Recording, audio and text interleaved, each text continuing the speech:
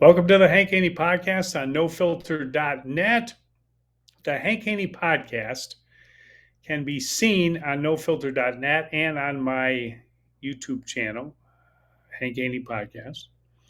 You can hear the Hank Haney Podcast on iHeartRadio or wherever you get your podcasts. And today's podcast is brought to you by Bet Online, which is your number one source for all sports betting needs this season, from baseball, golf, soccer, right to all the top fights in the UFC and MMA and boxing.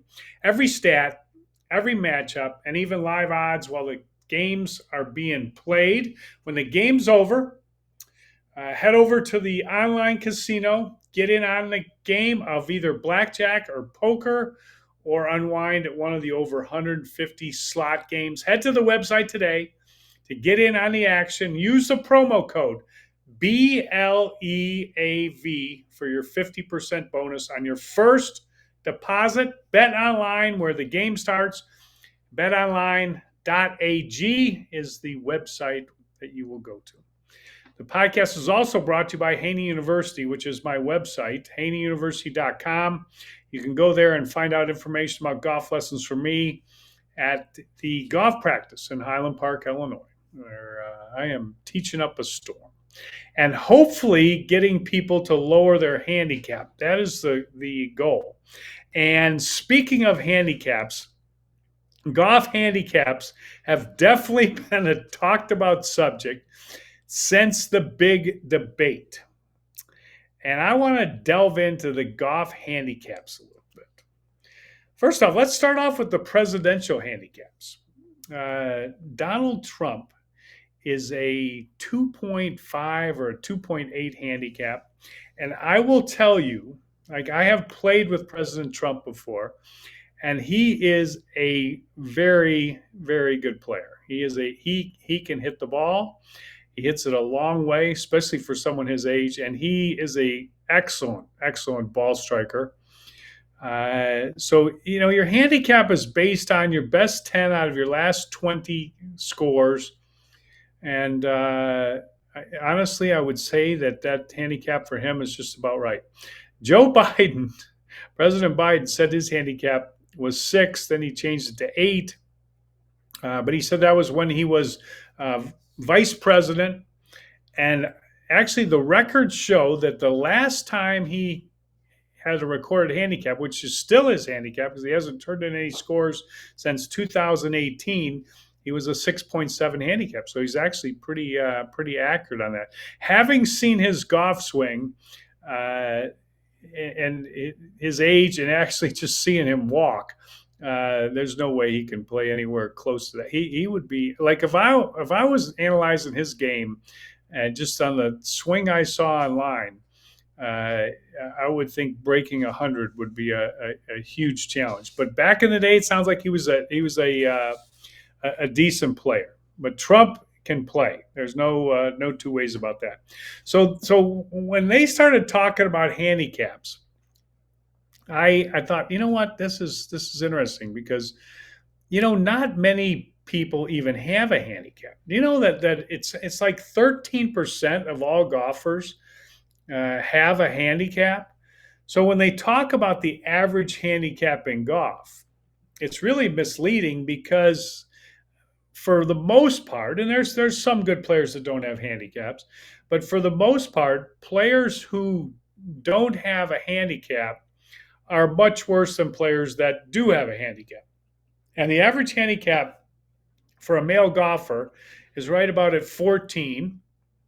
And for a female golfer, it's at 28, which means that a female golfer would shoot roughly around 100, best 10 out of your last 20 scores, and a male golfer would shoot roughly around 86, best 10 out of your last 20 scores. I've always thought that one of the things that makes golf such a great game, and that is so much fun in golf, is trying to see how low you can get your handicap.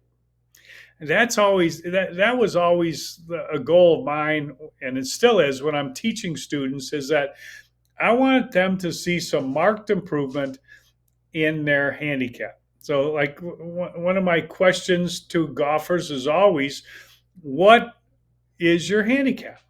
Where are we? Where's our starting point? Where are we, and where are we hoping to get to? Do we have a goal? Do we, what's your handicap today? Do we have a goal? Then the next question I'll ask them is, what's the lowest score you've ever shot? Because I want to get an idea of maybe what their handicap could possibly be. I'll also ask them, what's the lowest your handicap's ever been. So are we trending up or are we trending down? And handicaps change, monthly, uh, but generally not a lot monthly. But there will be a change every month with the way your handicaps are calculated. So it could go up, it could go down, it could stay the same. But every golfer who plays the game, I think, should want to have the lowest handicap they could possibly have. Now, sometimes that's not the case, because it seems like in tournament competition, you get a lot of people that literally com- can't play to their handicap. They can't even come close to playing their handicap. And that's because when you play in a tournament, there's more pressure. When you play in a club championship, for instance, they're going to make the greens faster, they're going to put the pins harder, and it should be harder to play to your handicap. Same thing with club championships. I remember back in the day when I was the director of golf at Stonebridge Country Club in Houston, Pete Dye Golf Course, actually in Dallas, in McKinney, Texas, to be exact. But at Stonebridge, we had like 50 golfers who were like 5 handicap or better that were members. And yet when we had the club championship, nobody, could hardly break 80. And that's because the pressure, the course is harder. Like I said, the pin placements, the greens faster, they roll the greens, all those things, put the tees back, and the course plays a lot harder. So most people in tournaments can't play to their handicap. A scratch golfer, a lot of people think a scratch golfer is somebody who has a chance to play on the PGA Tour, and that is so far from being accurate. A scratch golfer is miles and miles and miles and miles away from playing on the PGA Tour, because remember, you get your handicap typically playing your home course. So you play it all the time. A lot of people play it so much they didn't have to bend over and read a putt. They know it exactly before they even look at it. They know what way that putt's going to break and how much it's going to break, and they know the speed of the greens, and they know where to hit it, and they know where to miss it. And they're playing their home course with their buddies, and they get to a point where they have a scratch handicap, which means they should average 72 or roughly there. It depends on the course rating or the index of the course or whatever. But it's roughly, a scratch player shoots 72. But when they get in a tournament, they can't shoot 72. As a matter of fact, when a scratch golfer I hear scratch golfers a lot of times go to say they're going to go play. I hear them, they go, "I'm going to go play in the U.S. Open qualifying." And I'm like, "Oh my goodness!" To make it to the U.S. Open, you're going to have to shoot under par, and you got to do it. You got to play like 2 separate qualifyings. One just to get into the final one. You got to shoot under par at most sites in all these rounds. And a scratch player going to U.S. Open qualifying, a scratch player in a tournament like that is going to average about 78, 79. Like when I have people say, I'm a scratch player, I'm going to play in U.S. Open qualifying, I think, okay, 36 holes, they're going to shoot, between 156 and 160. 78 to 80 average for both their rounds. And if they shoot better than that, I look at it and I say that was pretty darn good. If they shoot worse than that, I think, well, they probably got a whole mental thing going where they were so far over par and they weren't used to being that far over par, and they took it straight to the moon, as we say, with their score. But scratch players shoot about 78 to 80 in a tournament. They shoot 72 home course, half their rounds, playing with their buddies. maybe a couple gimme putts in there every once in a while, and that's pretty much what they do. But the average handicap for a male golfer, like I said, 14; for a female golfer, 28. But that number would be way, way, way higher if you measured every single person who plays golf. So anytime you have a handicap that is a single digit handicap, you are a really, really good player. Even though it's measured, half the rounds on your home course, all the things I just mentioned, you're a darn good golfer, and you can definitely play the game. If you're a golfer that struggles to break 100, then it's easier. You might have a 25 handicap, something like that. It's typically easier to get your handicap lower when it's higher, obviously, than it is when it's lower. And what I mean by that is it'd be easier for somebody to go from a 36 handicap to a 20 handicap, 16 stroke improvement. I would probably make that equivalent to going from a 10 to a 7. You'd go from 10 to a 7, and that's about like going, maybe a 6, maybe a 10 to a 6 or 7. That's about like going from a 36 to a 20. So the comparison, even though it's just a few strokes lower for the 10 handicap, those shots are harder to come by than the 16 shots for a 36 handicap. These are just some of my thoughts on golf handicaps, and as they pertain to everybody who's out there playing. But when you're trying to lower your handicap, it boils down to my 3 keys to better golf. And I've mentioned these 3 keys so many times. If you listen to my podcast, hopefully you keep track of these every single time you play. And that is, you have to eliminate penalty shots, 2 chips, and 3 putts. Penalty shots are the biggest killer because you're adding strokes to your score without swinging the club, basically. I mean, you hit a drive, it goes out of bounds, you got to reload, you hit again, now you lie 3. So it is, for all intents and purposes, it's a 2-shot penalty.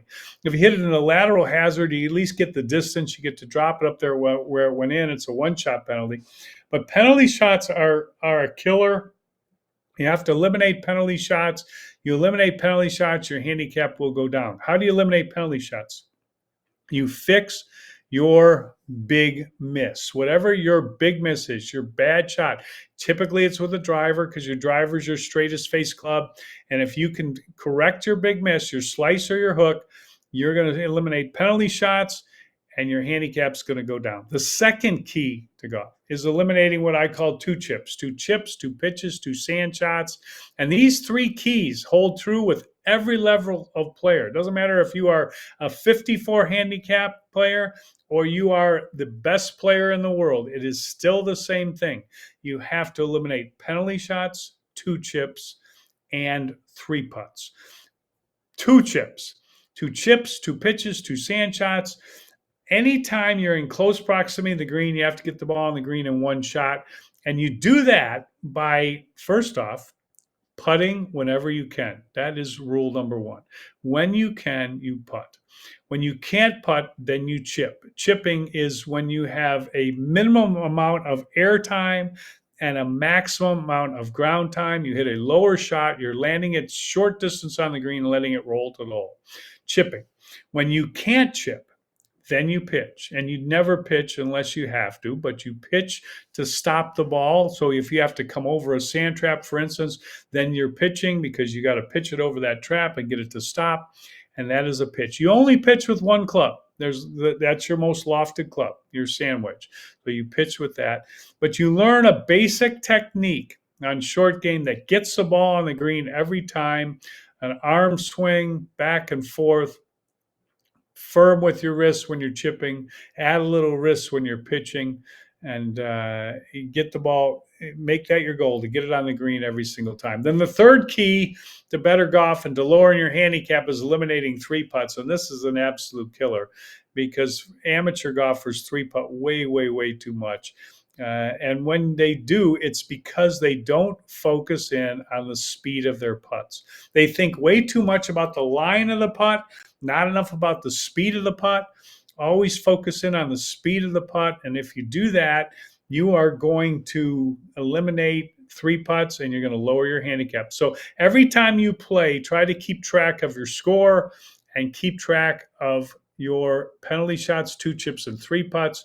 You subtract that from that total from your score, and you get your coulda, woulda, shoulda. But it kind of gives you an idea of what you could do and what your handicap could be if you can clean up what I call the mess, which is the penalty shots, two chips, and three putts. Now I have two handicap stories for you.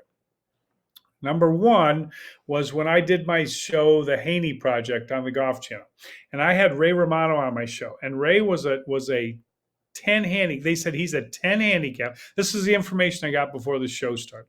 They said he's a 10 handicap, and his lifelong goal is to break 80, and he's never broken 80.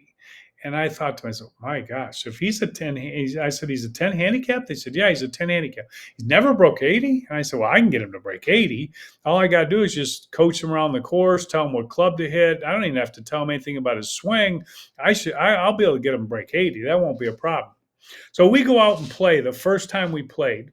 And it was kind of a little round of golf just to kind of see where we were.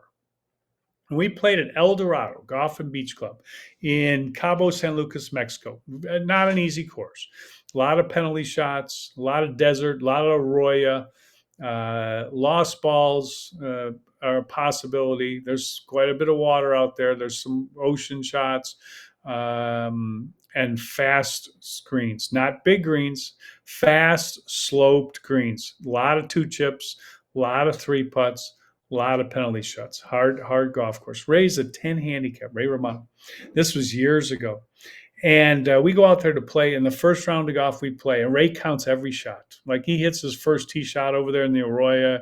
I said, Ray, go ahead and hit another one. He said, I don't take mulligans. I putt everything out, Hank. I putt everything out. I gave him a putt one time. It was like 4 inches long. He says, what are you doing? What are you doing? What are you doing? I putt everything out. I said, Ray, it was 4 inches long. Don't worry about it. No, where was it? Put it down. I want to put it in. He is the most honest golfer you could ever imagine. But anyway, he goes out and he shoots 127. And I said to his guy, he had a friend of his that always was with him. I said, he not a 10 handicap. He said, oh yeah, he is. He's a 10 handicap. I said, he just shot 127, and he is not a 10 handicap. He said, and the guy says, yeah, he's a 10 handicap. I said, I'm telling you, he's not a 10 handicap. And then he goes, well, come to think of it, I can't remember the last time he broke 90. I'm like, a 10 handicap is supposed to average 82. What, you can't remember the last time he broke 90? He is not a 10 handicap. So some people's handicaps are lower.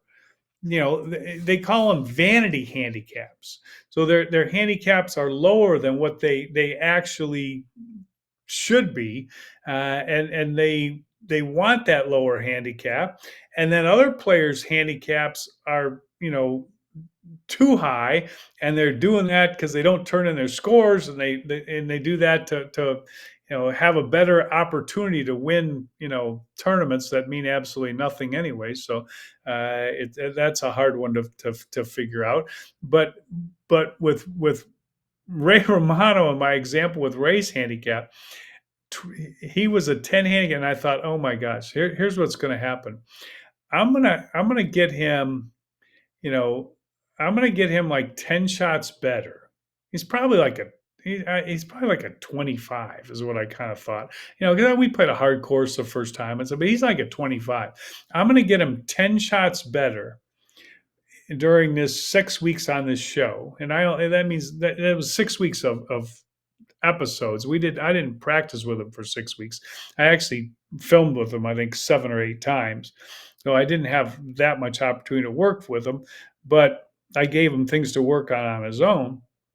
And I thought, I'm gonna help him get 10 shots better for a net of 5 shots worse. I'll get his 25 down to a 15. And they were claiming he was a 10 when we started, but that was a little a little low. It wasn't quite that good. But I will say this: Ray Romano broke 80. He shot 80. He shot exactly 80 the last day of our show, which was phenomenal. But a few years ago, I got a message from Ray, and he finally broke 80. And for someone to accomplish that is a breaking 80 is a heck of a is a that's a heck of a goal right there. I mean, you progress through golf. You want to break 100, you want to break 90. Breaking 80 is a pretty darn good goal, and Ray did it. My other handicap stories, I was doing a little research on the handicaps, and it said the lowest handicap ever recorded was Tiger Woods, and he was a plus 10 handicap. And I remember when we used to play together all the time down at Isleworth in Orlando. Isleworth was like the hardest golf course. The tees were so far back there. Tiger would always drag me back there, make me play those tees. Course was so long, and the course rating from those back tees was like 78.5. That means that if you shot like 79 or 78, you would be a scratch golfer. And at the time when we played, that's right about where my handicap was. And I would be very pleased when I broke 80 at Alworth from the back tees. And Tiger had no problem whatsoever averaging 68 from those back tees, and that would be a plus 10 handicap, the lowest handicap ever reported. So it gives you a Tour Pro. I think the average Tour Pro handicap is about a plus 5, meaning they'd have to add or 5.5, something like that. They'd have to add 5.5 strokes to their score, whatever they shot. So if they were playing in a club match or a gambling match, they'd have to give up that many strokes. But that's my example of the fact that there's a big difference between a scratch player and a touring pro. And you might think you're a scratch player. You're a heck of a player. There's no doubt about that. But don't be thinking about going on the tour anytime soon, because those 6 shots you got to shave off are they're the hardest ones to get. And it's really more than that, because you're not going to be playing your favorite course with your friends on greens every time. It's golf is a hard game. And anybody that can work that handicap down any amount is doing a good job. So that should be your goal. Try to get better, improve your game, count your penalty shots, 2 chips and 3 putts. Create some accountability in those areas every time you play. And if you do, you will be on your way to lowering your golf handicap. Hope everybody enjoyed the podcast. We will talk to you soon on the Hank Haney Podcast.